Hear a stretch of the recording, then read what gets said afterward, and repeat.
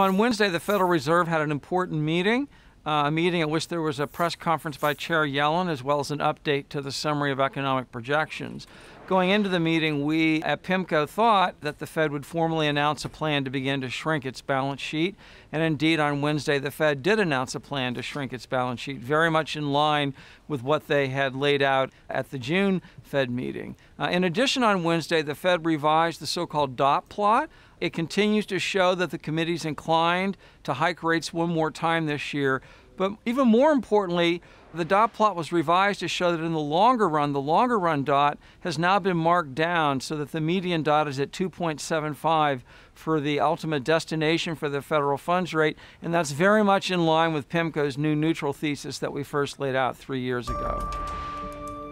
On Wednesday, the market response to the Fed was interesting. We did see an uptick in interest rates. Bond yields were up about 5 basis points. Stocks initially traded down just a tad, but not really impacted all that much. The dollar was stronger, so on net, you have to think the markets viewed this as a somewhat more hawkish Fed announcement than they had expected. And there are probably a couple reasons for this. One, there had been a lot of thinking that the Fed might take out the indication of a third rate hike this year in December, and they left that in via the dot plot. Our interpretation of that is that this is in essence a free option for the Fed. They can always say now that they expect a hike in December, and if circumstances change, then they're not locked in to it in any event. I think also the committee did not really mark down by very much its outlook for inflation. It did nudge it down just a tad for 2018, but it continues to show the committee expecting to hit the inflation target in 2 years